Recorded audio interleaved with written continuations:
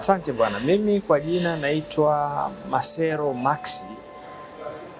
Kama mwanachama wa Chemba sasa, lakini ni kiongozi mstaafu, mwenyekiti wa Chemba kwa miaka tangu 2006, miaka mingi tu, karibia miaka kadhaa hivi. Mimi nimeshiriki kwenye semina hii kama fursa kubwa sana.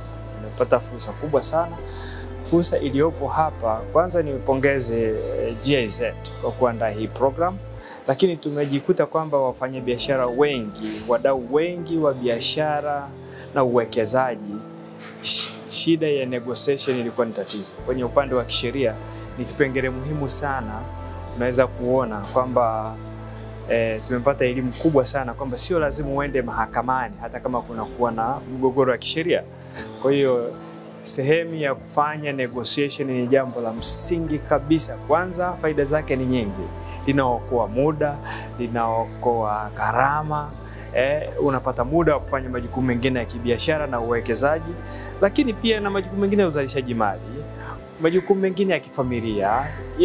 Unaweza kuona faida ya semina hii.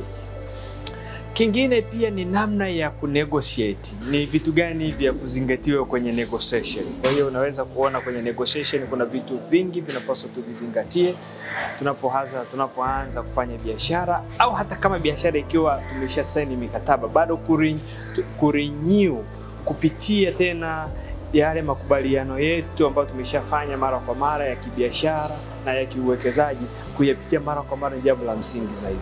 Na kufanya mapitio unaweza kugundua wapi kulikuwa na madhaifu na wapi ambako hakukuwa na madhaifu. Hata kama yale madhaifu yapo, sasa mnarudi tena kukaa chini mkaona wakati tunajadili jambo fulani hili hatukulitizama wote.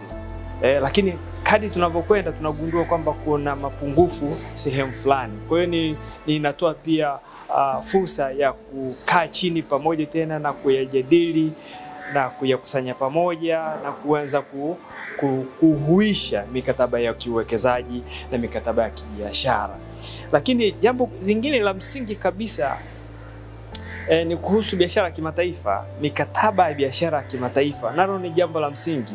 Nadhani hii semina kwa muda iliyopo haiwezi kukidhi kutosheleza hayo mambo yote.